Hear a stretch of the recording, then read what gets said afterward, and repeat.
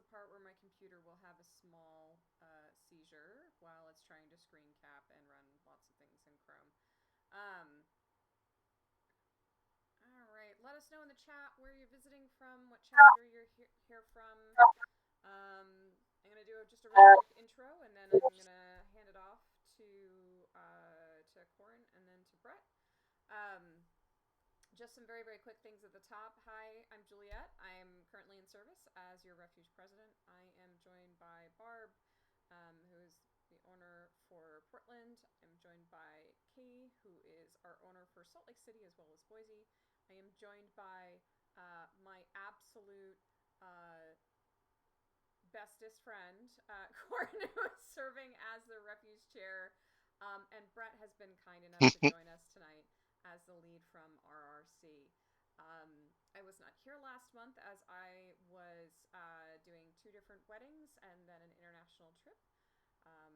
And so I'm glad to be back in the saddle. But as a heads up, I am closing my tenure as Refuge president come July-ish.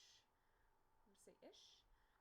So we are actually looking for our next president, and we are also in the process of looking for our next secretary. So there will be posts that go out for those job requests, job information. There's an interview process very similar to what Corin went through, which is where you sort of send us your intent as well as your LARP resume and your personal resume, and then you kind of go through a process with Corin and I, and then your final interview is actually with the board of directors. And so these 2 positions have a huge, huge impact on the day-to-day functionality of the LARP as a whole. So this is your opportunity to really kind of jump in and be a part of the conversation and impact change and see how the sausage is made. If you've ever really been excited to find out how is it that a LARP network with a significant legacy behind it, how it runs, how it functions, what some of the challenges and victories are for our group, this is a great opportunity to do that. So if you know right now you're very sure that you want one of these positions, please feel free to DM myself or Corin. As a reminder, I will not respond to DMs during this call because I'm screen capping. So please feel free to send me your hate mail later. That's totally fine. I will get back to it. I see Barb smirking. So with that, I want to hand it over to my illustrious partner, Corin. If there's any announcements that you would like to make. No. So we're doing the RRC bit before Barb's drawings. Works for me. Okay. Cool. In that case, I'm just gonna throw Brett to the wolves. Have fun, Brett. No, that is specifically the opposite of what was requested. Nah. All right, sounds good. Someone will need to call me on time, however, because I need to give Barb the appropriate amount of time to do whatever is needed. So whenever it's time for me to shut the hell up, just give me a nice or mean symbol. So, hello, folks. I'm Brett. Oh. Hello, I'm Brett. Those of you who play in Seattle and Portland may already know me. If not, my history in Refuge is that I've been playing since the inception of Refuge and in predecessor LARPs since about 2002. On the West Coast since 2017, in the Midwest before that. Thank you. This is my pride shirt for Pathfinder for today because Marithiel is one of their LGBT characters. So. That's awesome. I'm just Pathfinder right now, so it was very, very apropos. So A+ on the shirt. Oh, so also in my volunteering history, I've been volunteering for Paizo for the Pathfinder system for about 12 years now. So I volunteer a lot in the tabletop and LARP space. In my day job, I'm a game developer. So I've been in the video game industry for about 15 years, getting paid for it. I enjoy games of all kinds. I enjoy different rule systems, from more rules light systems like Fate to more rules heavy systems like Pathfinder, and that strikes the balance for my LARPing as well. I have taken over as RRC chair since about the beginning of May. And with me is my spiritually for this meeting. I see a couple. I see at least. I think I saw one person pop in here from RRC. But I've got Will from Edmonton. I've got Stephen from Calgary. I've got Daniel from Portland. Jesse from Boise, and Andrew from San Francisco. And then me representing Seattle and also being the chair. We currently do not have a Salt Lake rep. If you are interested in such a thing, you should probably go to your director about that. Your directors will generally then have a conversation with me and with Corin and probably with Juliet and talk about good fits. Hey, they can talk to you if they want to. Okay, you don't want them to talk to you. I see. I see. I'm terrible with rules. I'm so bad, friends. Like I played and owned too many LARPs, and so I'm like, what game am I playing today? So I'm not helpful. So that's why I really appreciate my rules pals. So thank you for keeping those of us who. Well, thank you. We appreciate you. Same Z's. So there has been, on the topic of what RRC does, I wanted to keep this one since it is my first meeting as chair in a Fireside. I wanted to keep this kind of low-level brief. We can delve into some deeper topics later on if we have time. But the high level, RRC is your Refuge Rule Committee. What we do is we are in charge of a few different things. We are, first of all, an adjudication body.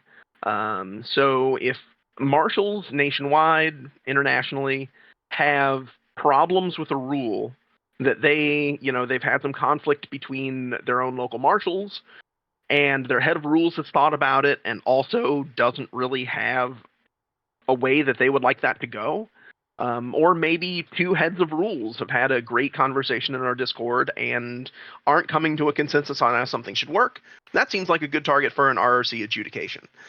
Which means that the 7 of us, ideally 6 of us right now, talk about it for a couple weeks. We have our own threads. We say, well, here's the impact and here are the sort of knock-on effects. If we go one way, if we rule a different way, these are the side effects. And we compare that with how we want the game to play, how the directors want the game to play, and then we will release a statement saying, hey, for the time being, this is our adjudication on the effect. This is how this should be treated nationally, so that we can have the national game that we all love. To where I can't take my United Blow-based scholar that I play in Seattle and take him over to Boise, for instance, and have a completely different game experience.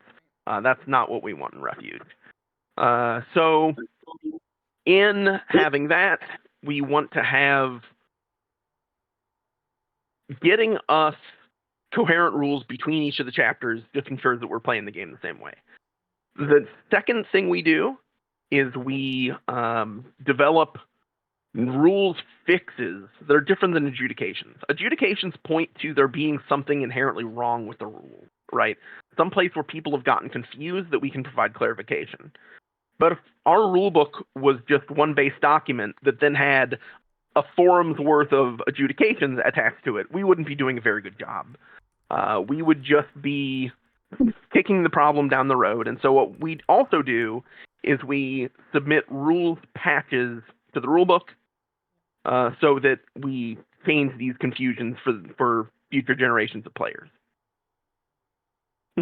Andy, I'm going to get so much of your stuff. Just you wait. Thank you, Juliet, for looking at chat while I really can't. I got you, friend. Don't worry. Yeah. So that is all development with the rules as is. The next thing that we do is rules for the future. RFC is also the body that is taking what people like and what people don't like about the current game and creating playtest packets based on that. So this is less where we put we take our lawyer hats off for how things should work based on the text as written. We put our game designer hats on to say, people aren't really vibing with this spell, or people don't like, this problem with playing a fighter between level 35 and 40, right? And we say, what can we do to make these experiences feel better? Are they national experiences? Are they down to a chapter. Where is this problem, and how do we think we can solve it? And so that's where, in the past, our playtest packets have come from. And I think we can expect to see that playtest momentum pick up a bit once a big set of changes happen. So I'm going to stop on what we do for a moment and say where we currently are. The board of directors had a whole lot of things they talked about at Symposium last September. Not all of those changes, and in fact, most of those changes have not gone into an effective rulebook. Now, we have some that are ready. We have, if I look at my spreadsheet here, we've got some little things that have to do with meditating classifications of skills that were technically not permitted before, but as an oversight. We've got a fix for that. We've got that written up. We want to publish that to essentially as an adjudication as quickly as possible. There are a couple others in that realm. Keeping high magic past death, making sure that high magic effects are on the spirit, not the body, so that they persist through resurrection. You don't lose something like prime from artificing also when you go through the circle, because then you pop out the other side and you can't use your contraptions for a whole LP. That feels bad. So we have some of those for an errata document. But after we have implemented all the feedback from the board of directors, or at least gotten that passed back up to the board of directors for them to noodle on a little bit more, we're going to be looking at playtests again. We're going to really be coming together and saying, what are the weaknesses in our current play patterns? We do things like read the rule discussion threads and the build discussion threads to say, where are people really unhappy with our game? And try to make that better. Now, that's hard. That's really difficult. We've got a game of 7 chapters that each play the game in slightly different ways, maybe not from rules, but from a plot side. And things that people see from one plot team may not be a thing that another chapter will see from their plot team, but it doesn't make it any less relevant. If one plot team is sending out the minions of an army of necromancers, and one other chapter hardly ever sees undead, obviously players are going to skew which skills seem more powerful versus which don't. So that's where we're going. So currently, and probably for about the next several months, we will be working on board director pass-ups. I generally have been giving the team 3 weeks to take a new concept, write it up, send it back up. And we'll be rolling those until that work is done. Then we'll announce that we're ready for playtestable content. I talked for a whole lot there.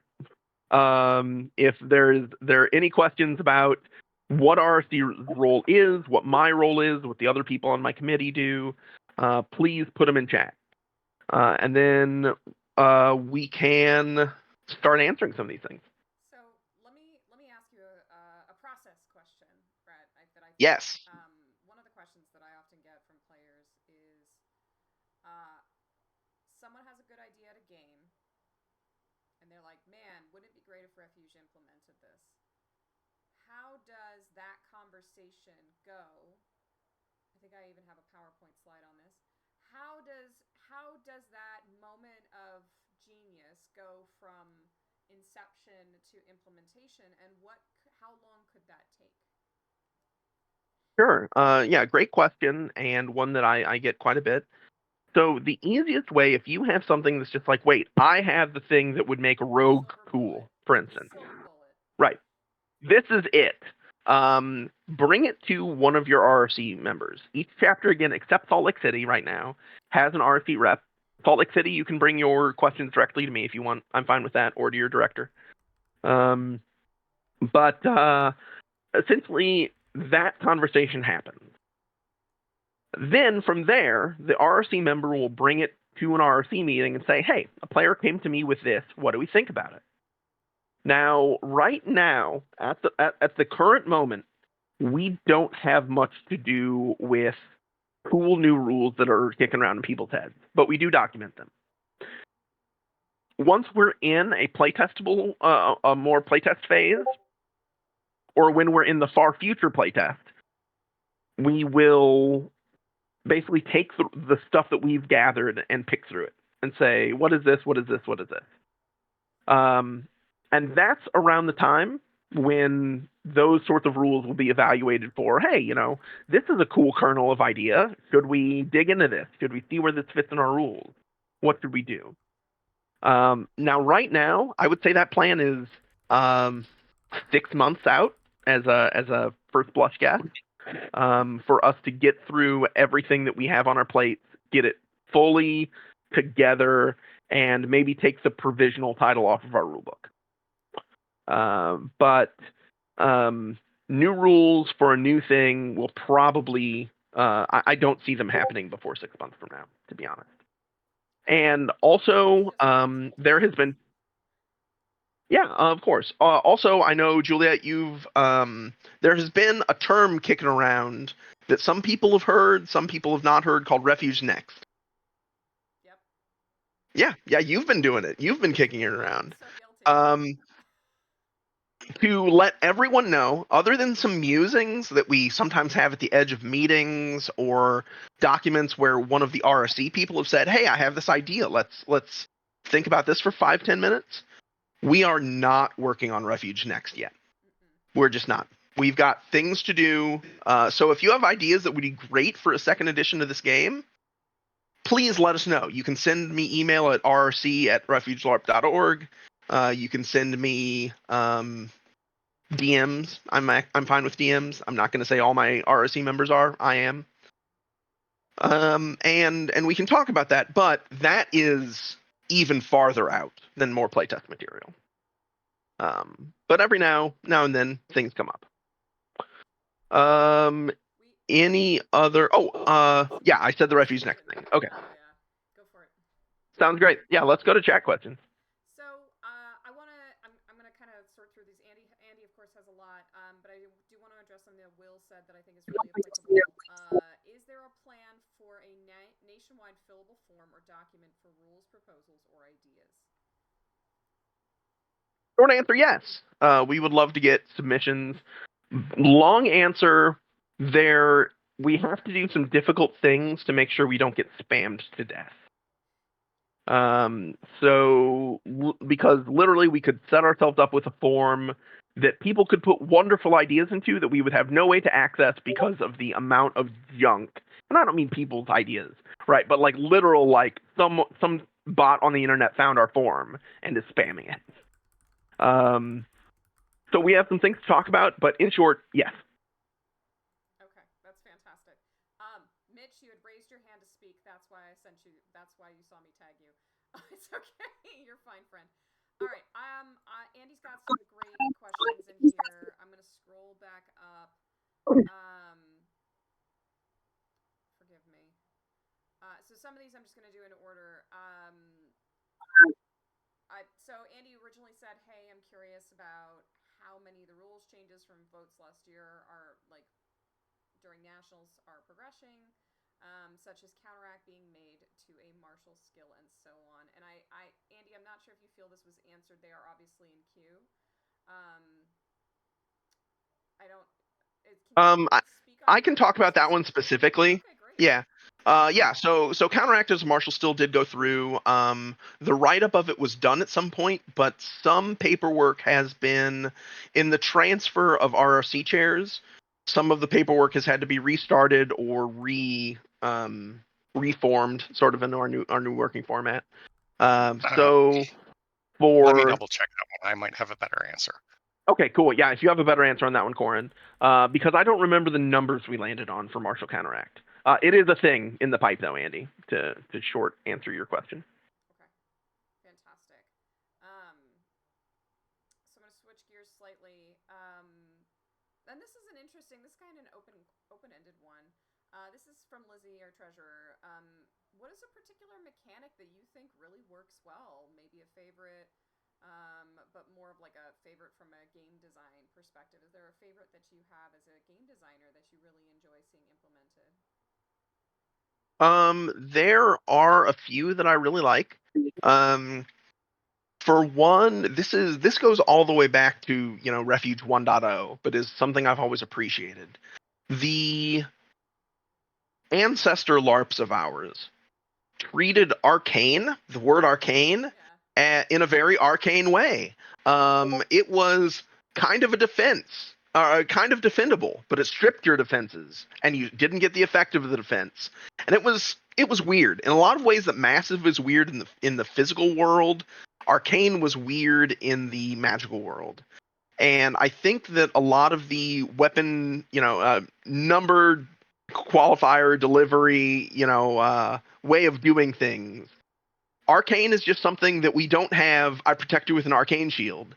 And that's the only reason it's dangerous, is because there's not an explicit defense against it.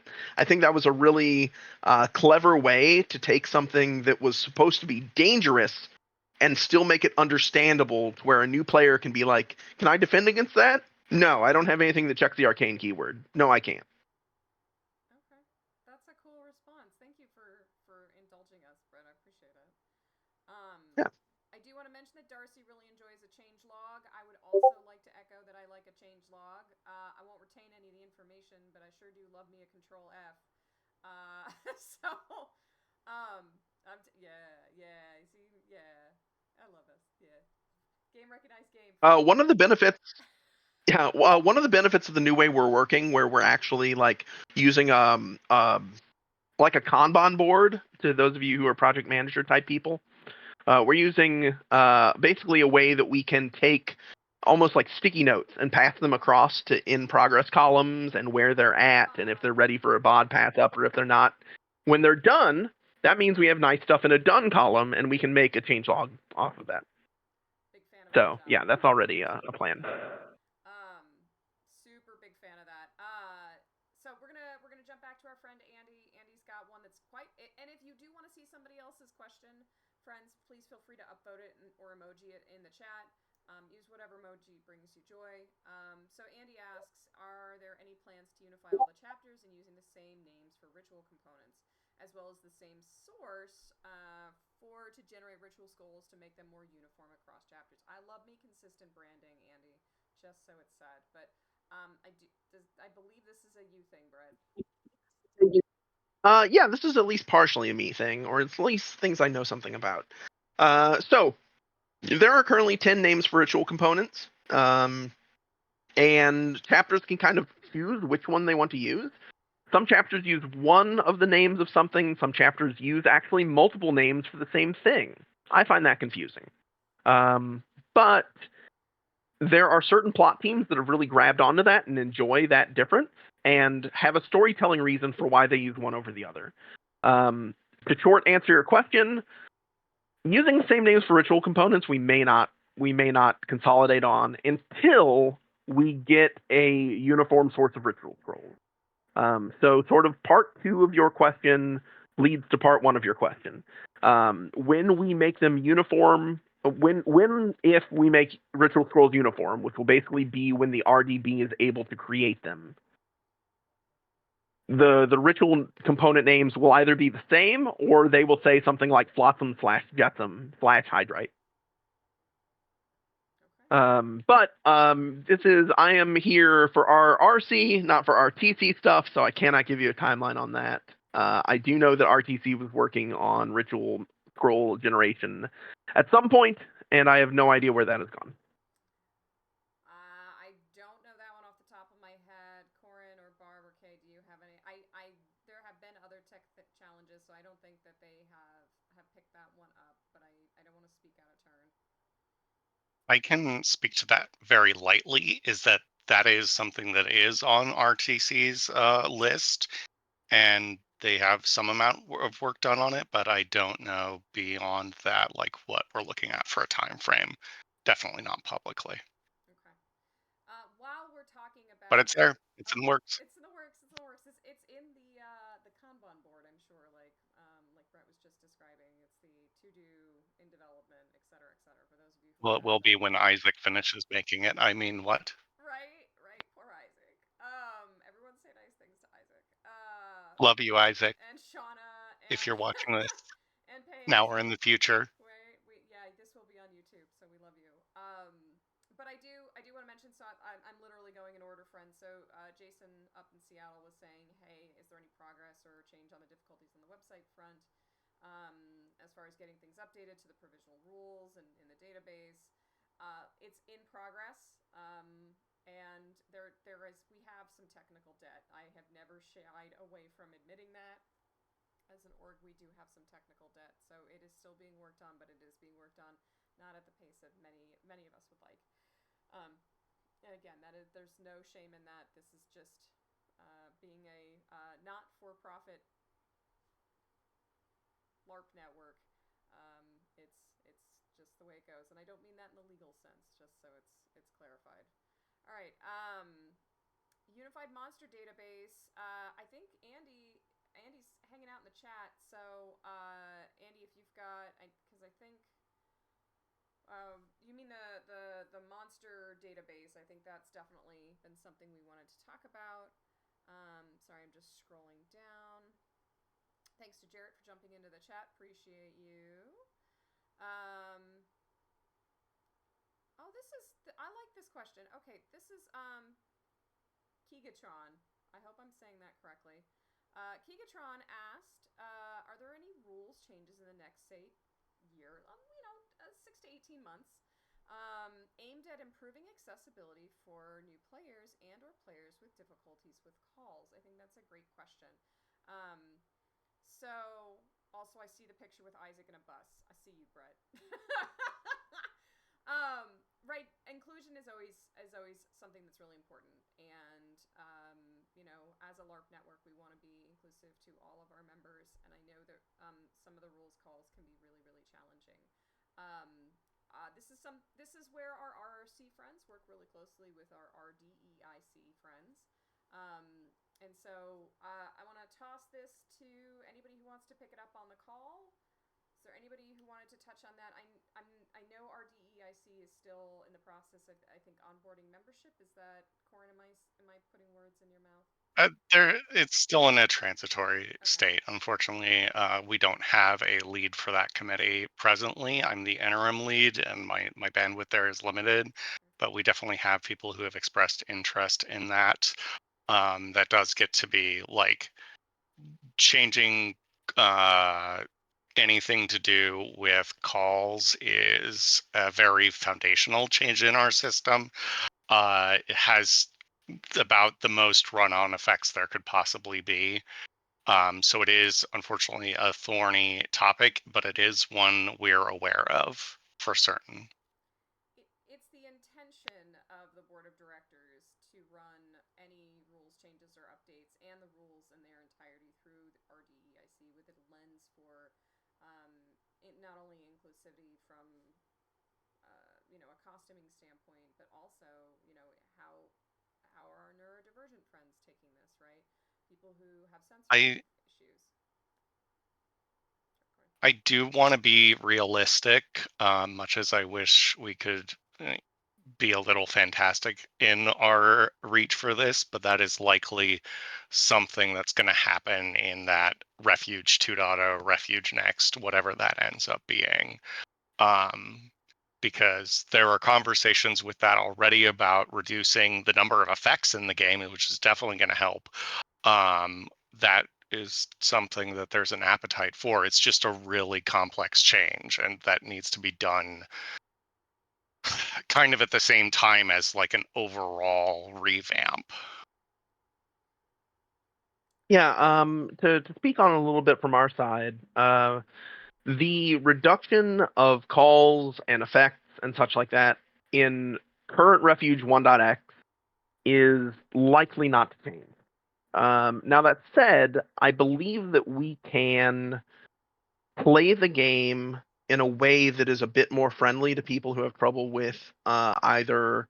I know that common things are like fragmented speech in times of stress, like say combat and stuff, and it can go from the spread to like that to memory issues, like Lizzie has said in chat, to a few other ways that this can manifest in our players.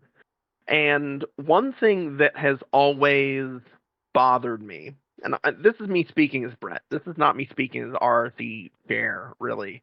One thing that has bugged me is the readiness of some players to yell vitriolically at players when they flub a call.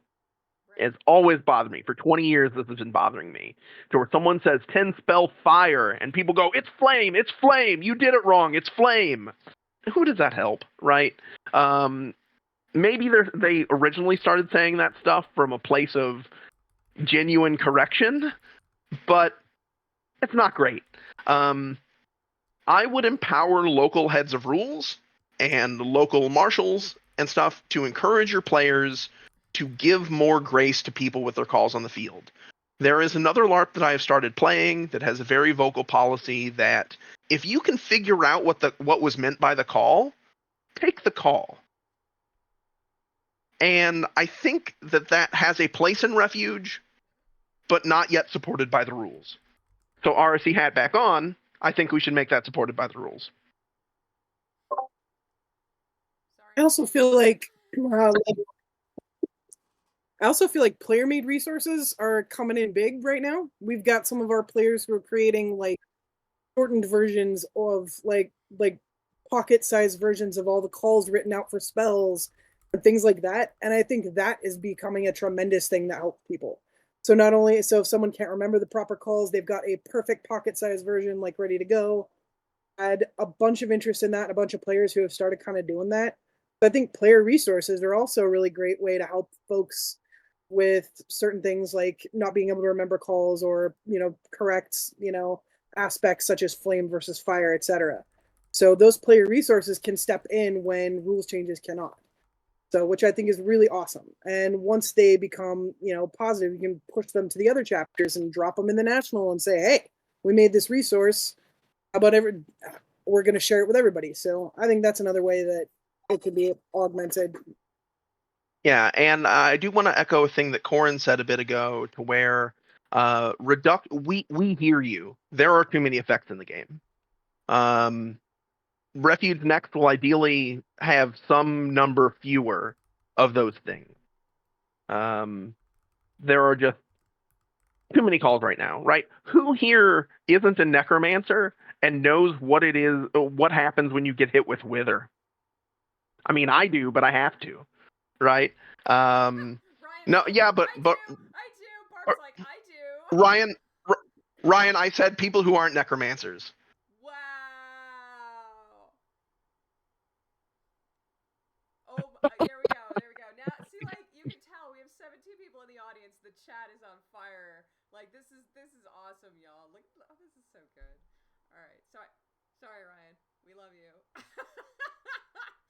But yeah, Refuge Next will have fewer effects to worry about. We're going to lean, again, we don't have a design nailed down for this. It is in the very, very infancy of like documents that a couple directors have thrown around. But one of the stated goals of all of those papers I've seen is fewer damn effects. So, yeah, that's the way we want to go, Keegan, to go back to your original question. I want to address the printing question really, really quick. Will printed rulebooks ever be a thing? If you would like to pay for them at Kinko's,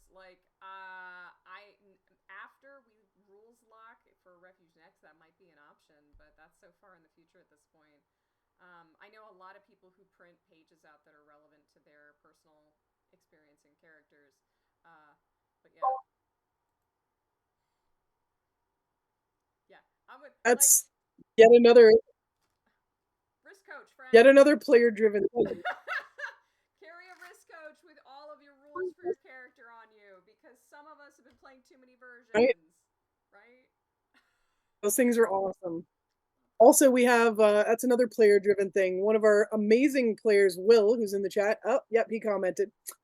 He printed his own and made them like small book sized, and they were awesome. And then I made leather covers for them, so to keep them in genre. So it's like it may not always be a national thing, but there are player-driven things that are making everything more and more awesome. So we just need to share across our network when those great things come up. I think they're amazing. And Will was, yeah, I love his little like small printed rule book. It's great. They're so cute. All right. Sorry, I'm scrolling up because we've been chatty Cathy's in here. Uh, do we have any updates for the startup of RMC? Andy, if you want to respond to that in the chat, please feel free. And there was a really specific. God, Andy. Oh, here we go. There's a real specific rules question, and I promise we're gonna leave time for the drawing with Barb. Um, can I ask why you can block a staff with one hand, but not other two-handers such as a pole arm? Is this just because it's always been that way, or is there a reason behind it? If the latter, is there any chance at looking over and reconsidering? That is I don't know. Let's ask specific. Grandpa Taurus. God, jeez, Andy, that is deeply specific, my dude. Like,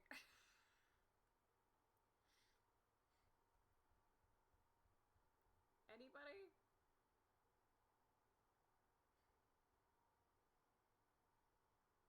I think that's a Brett question.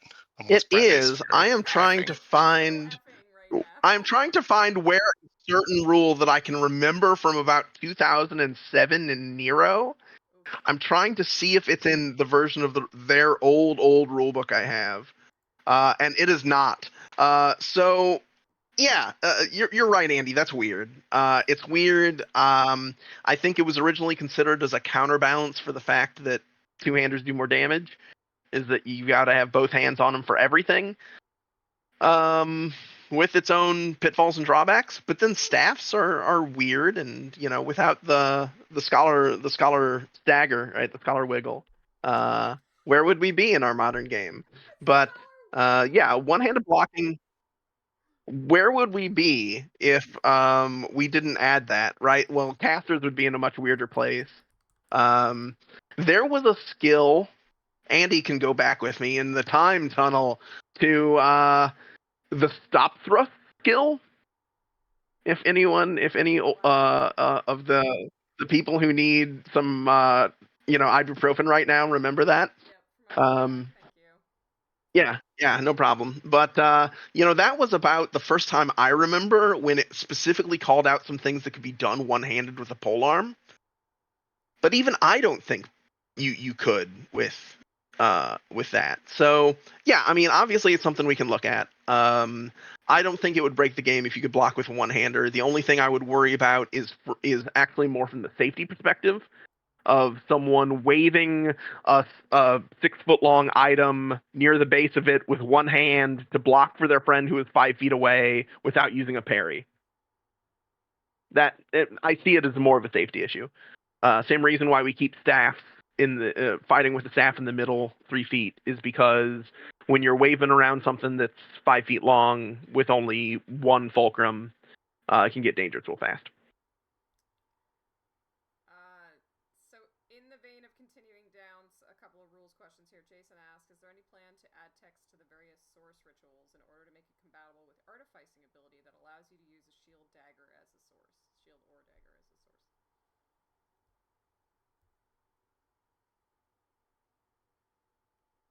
Any plan?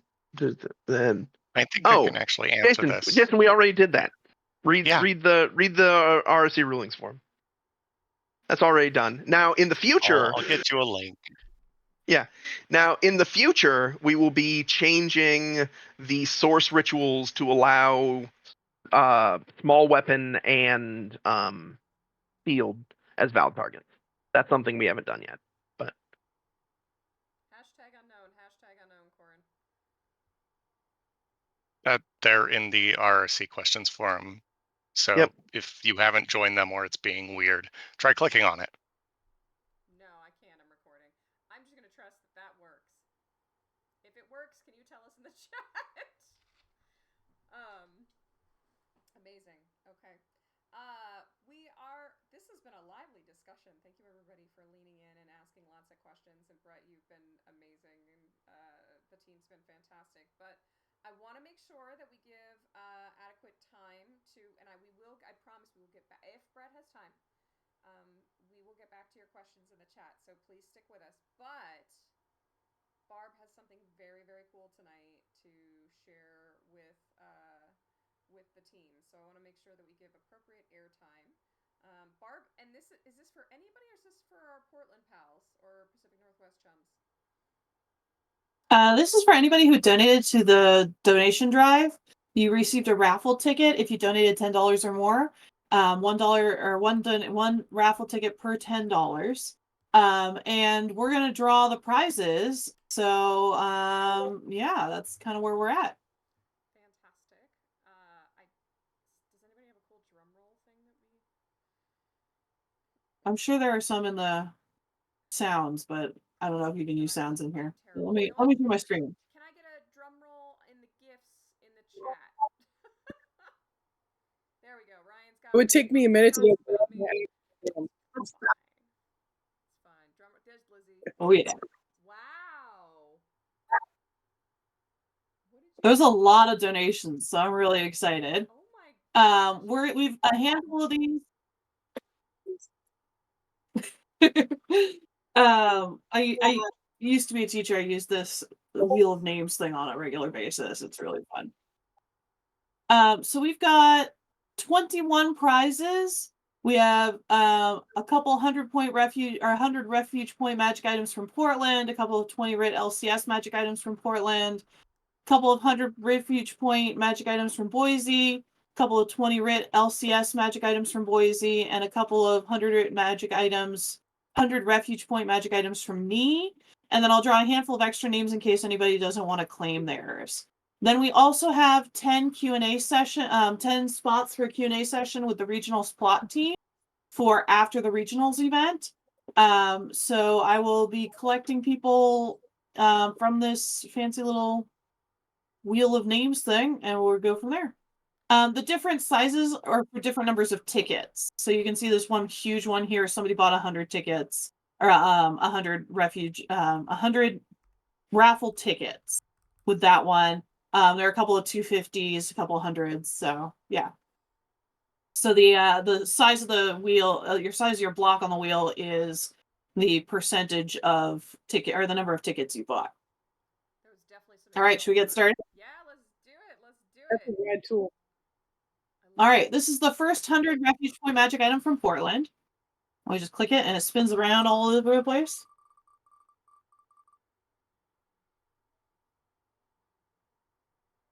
And we got Corin. Ooh. All right. Ooh. 20 red LCS magic item from Portland.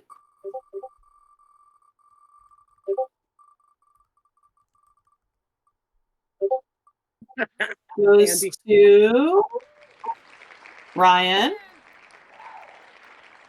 Yeah. Yay! All right. Another 100 refuge point magic item from Portland.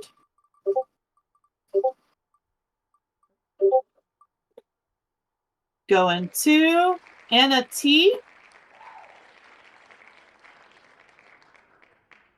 No, that was a whole thing that I just wrote. Okay, that's fine. I'll read it later. I'm recording these as we go. 20 writ LCS magic item from Portland. 20 writ? Wow. 20 writs.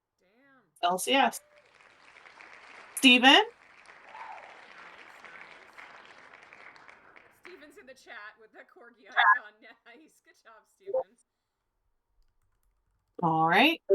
This will be the 10 Q&A sessions for the regional SPLOT team. So I'm not going to read every single one of them. And they're all the Q&A sessions. They're just, that's the order that I went in. Oh no. Don't. So first person Oh gosh. is, who is right on the edge? Matt Helms. Nice. Who is Matt? All right. I don't know. This is great. I love this.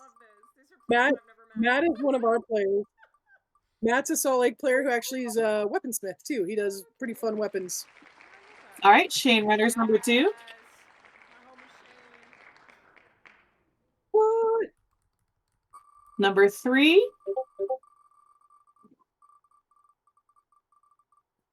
should text him. Be like, hey buddy, guess what? Roy Marambio. Yeah, Roy. Roy SLC.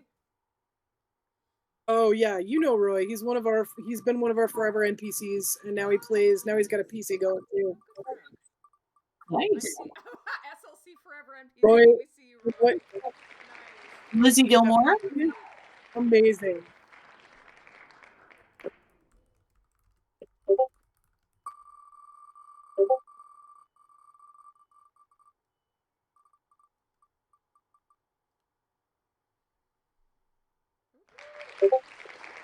Joshua Ward. Nice. Thank you to all our NPC portrayers on the call. We really, really do appreciate you. 100%. Right? The game doesn't run without you. Like, it's so true. Sean Weddick. Yeah. Yeah, sorry. Nice. Sean R. Holy cow. Sorry about that. I don't think Sean's like won anything. That's amazing. I'm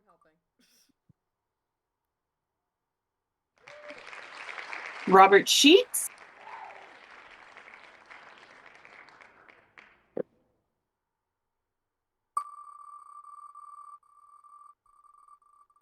We got 3 more of these, and then we'll do something different. I feel like Corin. I feel like that's another Corin. Corin again! Yeah, can I ask questions? Right? Yeah. Not like I wasn't going to harass Theo at plot right anyways. Yeah. You know. I can feel my Zagreus. Oh, Son of Hades is in our LARP. Yeah, that's pretty cool. That's a good name. And the last one of the Q&A sessions goes to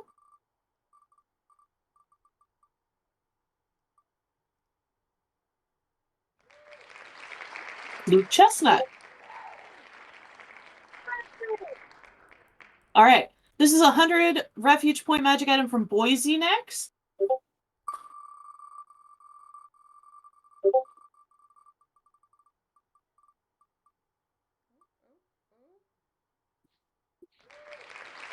Zagreus. Nice. 20 Writ LCS magic item from Boise. Those big items, though, I tell you what. They're a lot of fun. They are. Bend the Pool.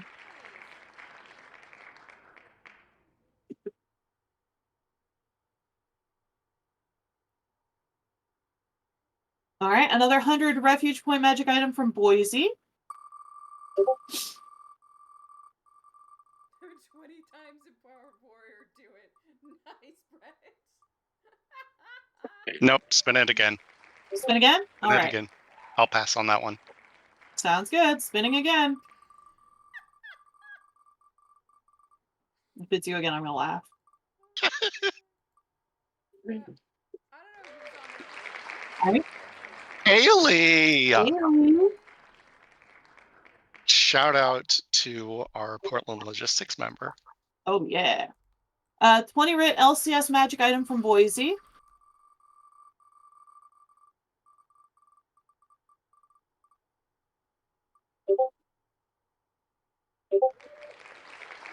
Roy again. Cool. Yeah, Roy's getting hooked up.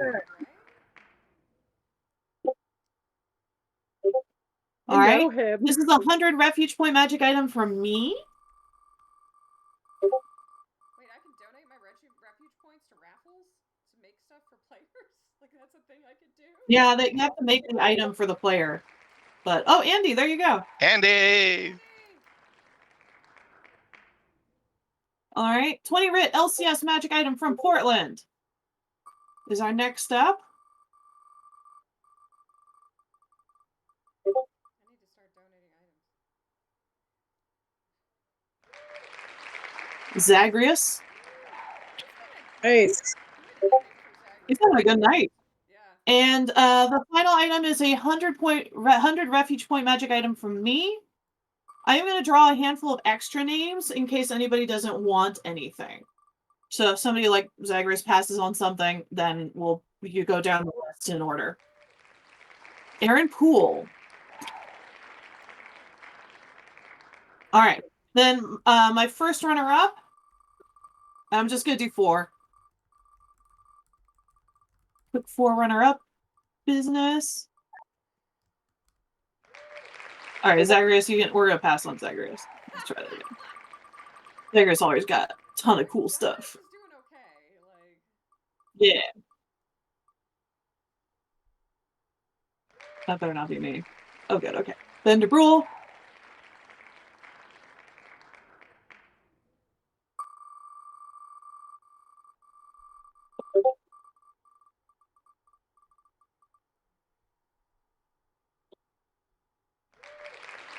Robert Sheets.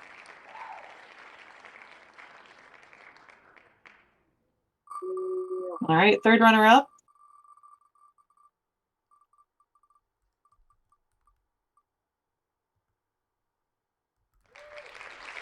Lizzie Gilmore. Lizzie.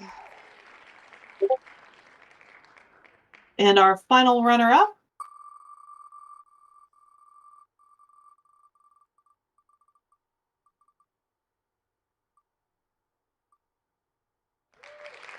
Brian Hudson. Woo. All right. So I will be reaching out. Let me close this. Stop streaming. I will be reaching out to everybody who won anything in email in the next couple of days. I am having surgery on Friday. That's kind of a major surgery. So if you don't hear from me by Friday, like I'll get back to you like sometime late next week. Health comes first. But I will I'll be reaching out to everybody via email tomorrow probably, and if you want to do something weird or wacky or have questions or whatever, feel free to let me know. If there's any concerns you have, feel free to email us. I'll put my email for the Refuge Regionals in the chat in just a second here. Otherwise, thank you all very much for donating to our fundraiser. We really appreciate it. Yay. And Barb, please remind us when this amazing regional event is. Please remind the chat and our audience. The regional event will be taking place August 30th through September 2nd in at Camp Arrowhead. Let me double check those. Yeah, August 30th through September 2nd at Camp Arrowhead in in Washington. It's kind of on the border between Eastern and Western Washington. It's about an hour outside of Portland and Vancouver, maybe an hour and a half if the traffic's bad. If you have questions, we will be announcing prices and all of that in the very near future. So we're hoping to have our final meeting about all of that information today or tomorrow, and then we'll be posting that as soon as we possibly can and getting pre-reg open. So if you want to come, let us know. We're happy to see everything. If you do need to get a hold of us, you can use this email address. And yes, I will post the list of winners somewhere. I will figure that out. Amazing, Barb. Thank you. It's LARPing season, y'all. Like, this is a great time to go out into the woods or up into the mountains and play wacky bats with your friends. Bring a friend. Bring 5 friends. This is a great time to be participating in this amazing hobby. And I don't know who the adorable friend is that Brett has, but I love them. And they love you. This is my cat, Umber. Yeah, Umber loves me a lot and hates everyone else. Umber loves you long time. Oh, Umber's very cute. Awesome. Very, very cool. I'm trying to think. Let me scoot up to see if there's any additional questions that we have.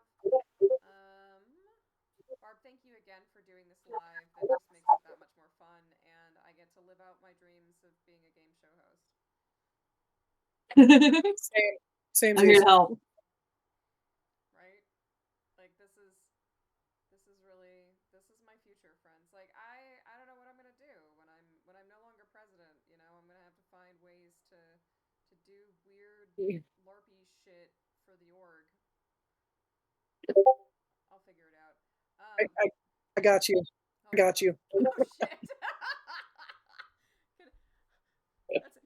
That's not a threat. That's a promise. I know that. Oh shit! I love it. Okay. You love me. You know it. I love you so much. All right.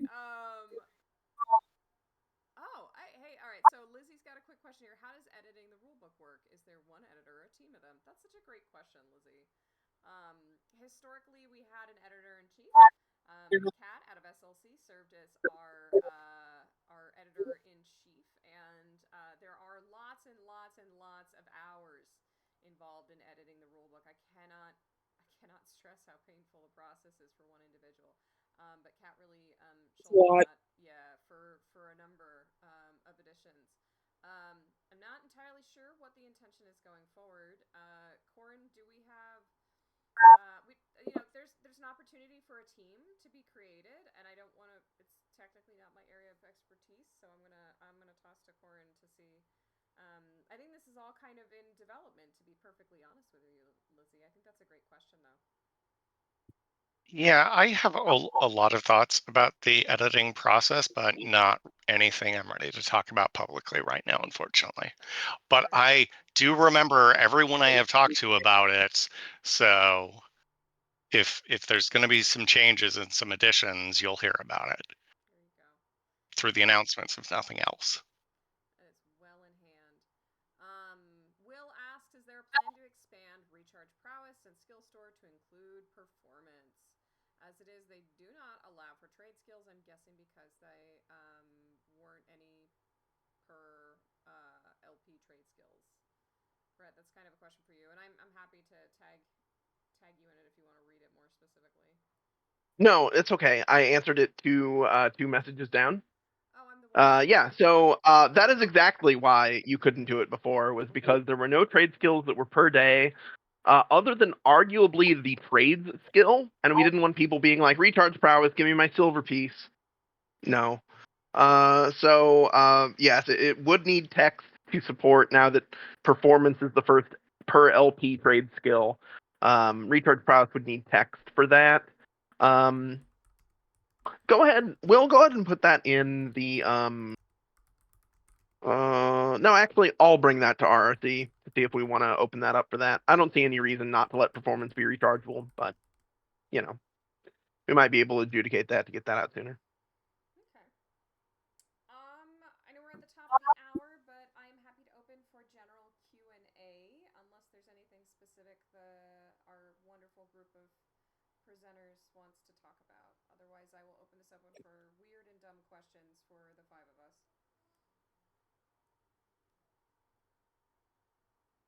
Now we're opening ourselves up for weird and dumb questions. All right, I love it. I'm here for it. And several people are now typing in the chat, which is deeply terrifying. Okay. Holy shit. Okay. Jason, question: is there any plans to make performance better? Yes, the board voted on one recently, but it's still being worked out. That's still being hashed out between the board and RRC.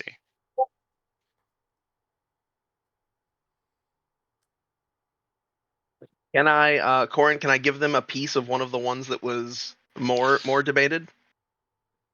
If not, that's okay. You can tell me no.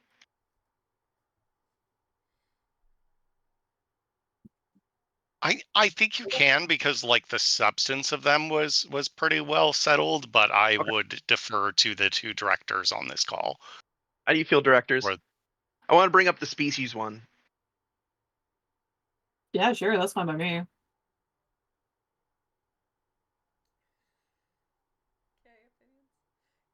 Oh, seems like Katie has no opinion. Guess I win. Okay. All right, cool. Do it. So yeah, Do it. Your rules highlight from listening to the Fireside. One of the new options for performance. This is in its middle stages, so there still might be a little flexibility on this one.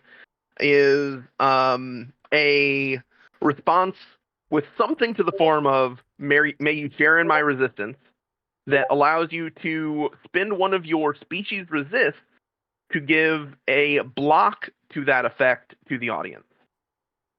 Or qualifier. Or qualifier, yeah. So, for instance, as Splindo is a halfling, I could perform, I could spend one of my resist poisons to give my audience a poison block per. I love that. So, yeah, there you go. I think the chat's really into it. Yeah, the chat's into it. All the Avani and Stone Elves that have tons of resist commands stacked up. Yup. I want to open this. Oh, go ahead. Go I ahead. was going to say, I wanted to open up the question that Keegan asked. But I would like to open this to kind of, this is a more conversation topic for the lot of you. Is there anything in the works to empower new characters, either by raising the level they enter the game at, or by making them more viable at lower levels? If you haven't played a new character, it's kind of rough. I'm gonna say a quick piece on this. I think a lot of that LARP is a team sport. I think that it's really important to enter the game with a team, but if this is the first time you're entering into a hobby, it's really challenging if you're entering a game where that's not level capped. And so I think this is a really important conversation. The percentage of players that we have that are above 40 is a small percentage, but they are often the ones that are most talked about because they're sort of Godzilla. I am going to toss this to I saw a hand from Salt Lake. Would you like to jump in, friend? I'm going to let the rest of you give your thoughts. So I think that while building in like rules mechanics for lower level players is good, and I'm not opposed to the possibility. I think it also depends on the local plot team too, because like our plot team puts in mechanics where we have bosses that, big boss monsters that reduce damage and only take small amounts of hits, which I have loved for the last several battles, because like we've had a lot of our lower level players who were like, holy crap, I was so effective. My 2 damage did so much, because they were reducing everybody else's. So it made a bunch of our lower level players feel like they had a lot more skills to contribute. So I think a lot of it depends on how your local plot team is running kind of, and how they're incorporating aspects into making mods for the lower level players, but also finding ways to work them into like the bigger battles. So I think that can have a lot to do with it as well.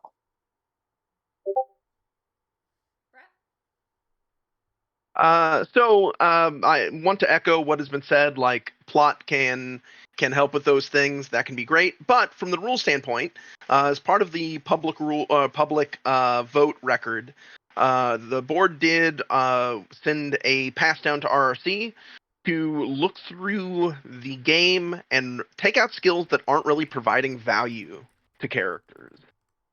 We have called this, in short, removing tax skills. By the current pass up that RRC is about to send the BOD, now that's a back and forth conversation. This is going to take some time, but we're looking at a lot of skills not surviving that process, to the point that most new characters will probably get somewhere in the neighborhood of 10 XP back. That will let them spend XP on more fun things, on things that they like doing a little bit more, getting, what's that, like 5 new spells as a caster, which almost doubles the amount that a low-level caster can cast in a day. This is also a design goal, and is one of my primary design goals for anything we call Refuge Next, is making the low-level, specifically the low-level scholar experience tolerable, and making the high-level fighter experience tolerable. So, that's just my bit in short.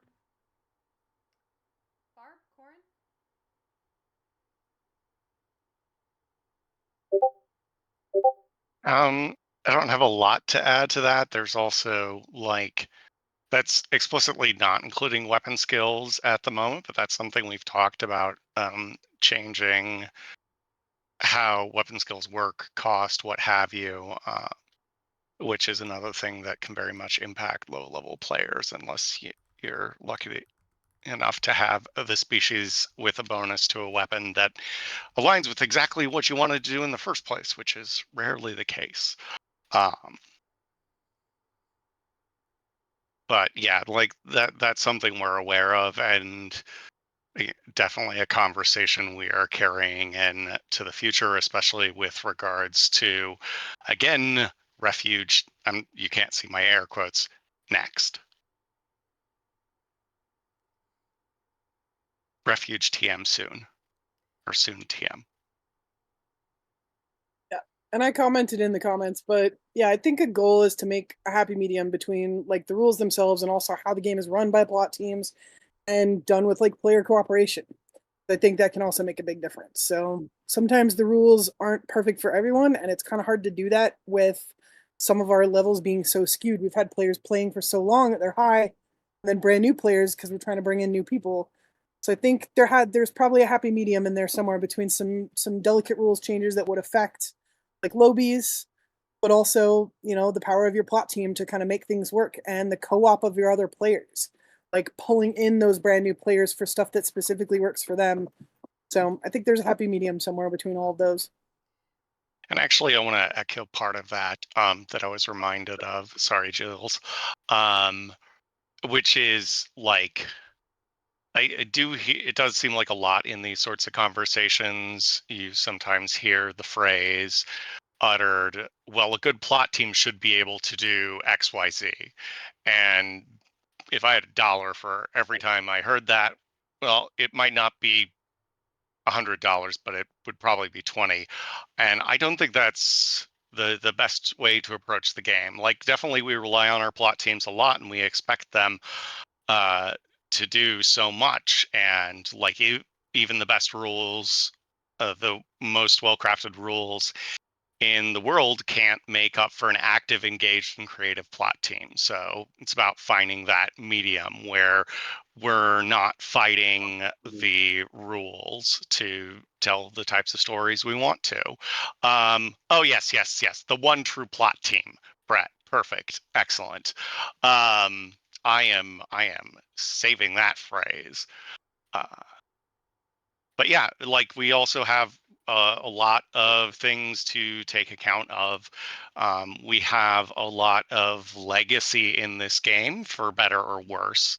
And you know, it's it's a challenge. One of the reasons we've accrued so many effects in this game is, I would assume, just in the typical kind of legislative process, is it's a lot easier to add things than take them away. But that has come back to bite us over time.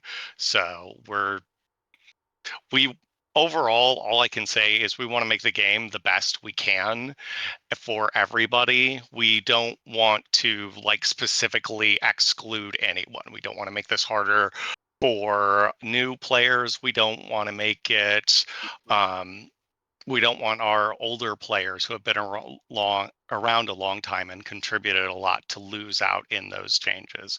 We want to, like, there is a certain amount at the end of the day. One game can't be, you can't have a game that's going to keep everybody happy, but we do care about this as a community. So that's a bit of a rambly word salad that's not saying a lot, but I hope the spirit of what we are trying to accomplish is there. I think that's really well said, and I do want to impress on our audience what Corin just shared. You are part of a decades-long legacy, that many of these characters carry with them. Um, but we're all fiending for the next game, right? And sometimes that might be your first game or your character's first game. And so starting a brand new game at low XP is deeply challenging. It's the same thing in Dystopia Rising. It's the same thing in Twin Mask. It's the same thing in a lot of other games that have been running for decades. Um, and so some rules lean more into, like aggravated XP, much like we do here in Refuge, to try and get those new players more XP, more cool stuff faster. But we're going to keep tweaking it. We're going to keep working on it. You know, there are the one percenters, but they're not the majority. The majority of you are newer players who are perhaps within your first 4 years of playing Refuge. And so you are the big group, so you're going to be in the 20s, the teens to the 30s, if you've really gone out and made some purchases in the 30s for your character. And so, but it skews. At some point, I'm going to put another round of database metrics together and present them to the organization. I committed to this at the last board meeting to try and share some genuine live statistics with y'all, so you do understand who's playing the game from a, like, how many Saladrin do we have and why, that type of thing. And so you can better understand, and even your plot teams can better understand who is Refuge, right? So, I do hooray for the plot teams that do a great job. Let's see. Andy's got another question here. With changes from Symposium working through the system, will they be added to rules as they happen or in a later's rule additions? You guys are doing them in playtest packets, right? Brett, am I? Yeah. I feel safe answering that is that the board has agreed that like as rules are being like finalized, at least to the point that they're getting to the editor, which means they're on the final track and there's not substantive changes happening to them. It's just, up finding every little scrap related to them in the rule book and updating the text as best we can. That unless specifically decided otherwise, those are getting held for playtest packets in the future, especially because several of those votes are kind of like roughly interlocking pieces that it would be really difficult or awkward to have them come out piecemeal, and they really need to happen at the same time.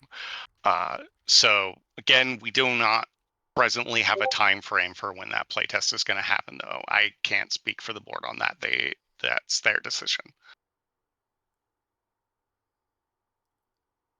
I think I have gotten all the questions. Anybody, if you have general Q&A, if you have it for our two present directors, myself. Did we get this one from Scott? This was oh shit! I answered it in the chat. Any intention of going? Oh, okay, gotcha. Yeah, reorganizing and rewriting the rules book in a way it's coherent and approachable. Intention, yes. Timeline, no. But it may not happen with this next version. It may wait till Refuge next. But the intention. Yeah, again, like it's something we really want to do. It's a big undertaking. Yeah.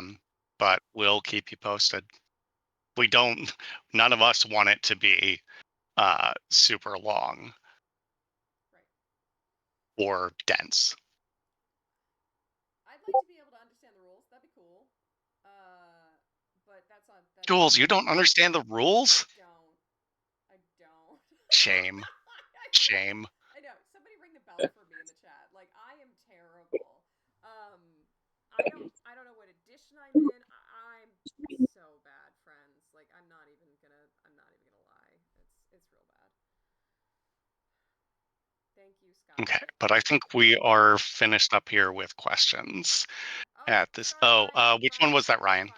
Hold on. It's in here. I told Ryan I would answer it. I was like, I'm not gonna forget you, friend. And then something about summoning panther gas. Hold on. When can we? Oh, yeah, I see it. Summon panther gas. Yes, there it is. Yeah. Oh, you want to do that one, Corn? Go for it.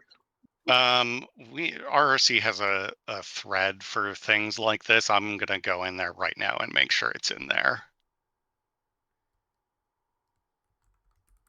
Yeah, we're currently about to do a big pass-through ritual scroll. There are a lot of ritual scrolls that had the wrong aspect, had the wrong target, had major typos in text, and just needed to be refreshed. So, yeah, we're doing actually a full team pass through the scroll database here. Well, not scroll database, but ritual scroll book pretty soon here. Like within weeks. All right, I have added that to the list now. Thank you, Corn. Thanks, Corn. Don't forget we're doing these once a month. There will be one in July. Please go click the July event link. You'll see the events in the upper left-hand corner of the Discord. Please click on it so that you get notified about when we're going live. It's definitely on a Wednesday night at 6 o'clock at some point in July. I don't know if I'm traveling for work or not. So I may be dialing in from a random Marriott in Northern California. That's what I got. I'll be there. Yay! There we go. All right. See, Barb will be there. And You'll, I know Corn you'll be at a Marriott? I am a very loyal Marriott Bonvoy member. Very loyal. I've done way too many events for Marriott not to stay at their properties. I don't know what I do for a living. Anyway, it involves VR. That's what I know. My job changes every 6 months inside of my mega conglomerate. Anyway, If you don't have any other weird questions, I want to give a shout out, a thank you, Corin, Barb, Kay, Brett, my wonderful audience from all across Refuge. Encourage your friends to attend these things. We do want to answer all of your questions, even the weird ones, even about something about a staff and holding it and turning it into basically a 5-foot long shield. We're here for you, Andy. Damn it. Whoa, Jason, not sure if we can go there. Jason, I'm gonna politely ask you to Google that, not on a work computer. Why didn't the Mighty Ducks cartoon get more seasons? Because Disney are bastards. That's Next a. question. I mean, it was kind of a hodgepodge. It was an entertaining hodgepodge, but like, go back and watch that, and it's just. They had an episode that was referencing what was it? Samuel L. Jackson. It's that one quote. It's the Quentin Tarantino movie, I think. Oh, yeah. Which one? Pulp Fiction. Thank you, Scott. Pulp Yeah, Fiction? Pulp Fiction. They had an episode referencing Pulp Fiction in a kid's show, which is just wild to me. But anyways. I want to answer all these stupid questions, like why DC movies end up being so terrible, with the exception of the first Wonder Woman movie. I'm not. Because Marvel's better. Okay, so it all started. It all started when DC got Jeff Johns, writer of the most seminal Green Lantern stories, as not as an executive producer, but as a consultant. And they were. I will go on a 15-minute rant about the Green Lantern movie. Like, everybody in the chat is so here for this shit. No, I didn't know this was a thing for you. What the fuck? But yes, if you ever want to be trapped in an elevator with me, I will give you the elevator is broken down due to my nefarious scheme elevator pit, which is 30 minutes about talking how Green Lantern Rebirth. What the fuck did we just do? Is he getting visual references? I am getting visual references. What the fuck happened? I usually literally have a copy of Green Lantern Rebirth right behind me, and I don't right now. But Green Lantern Rebirth is the Green Lantern story that the movie should have been based off of, and it's horrible that they didn't do it. And Jeff Johns, the writer of that story, was a producer on the movie, and they still didn't use it. All right, I'm done. This is... Jason, did you know what you were doing? Like, did you know? No, you didn't? Okay. Fuck. I mean... I'll just say both DC and Marvel are bad now. Period. Can I just plus one behind? Hot take, I know. No, I agree. Hot take, Marvel's better. Marvel is better. I mean, it might be better, but that's a low bar. Is everybody going to see Deadpool, by the way? Like, okay. Oh yeah. Okay, please buy your tickets for Deadpool. If you haven't seen the Popcorn Bucket yet, please do yourself a favor. Go look at the Popcorn Bucket. They're gonna release another one. Oh, I'm excited. I am tired of expanded cinematic universes. I would like the contracted universe now, please. I found it. It was still right behind me. Agreed, Jason. What the? What is that? I'm scared of whatever that is. Whatever that is frightens me. Coming in clutch. That is one of the new Popcorn Buckets. And Kevin Feige was super stoked on providing just as offensive a Popcorn Bucket as they had for Dune, and the Popcorn Bucket Wars have They released like 8 different ones. They released like 8 different ones for Ghostbusters, the new one, and I couldn't find any of them. I was so pissed. Maybe this is what we should start doing for these sessions. Is select me Ghostbusters popcorn things. Like, I think we should do some rapid fire weird shit at the end of each of these, because that will increase our YouTube views. I'm just saying, yeah, Barb's like, yeah, I'm about that life. Like, I can rant and rave about LARP in general. I don't really have any other good topics that I'm excellent at yelling about. But I can tell you how all the corporates are now starting to look at LARPs as financial opportunities. But that's probably too close to home. I think bitching about movies is better. I don't know what happened, but I'm going to stop the recording. I'm going to leave the stage up, but I'm going to stop OBS.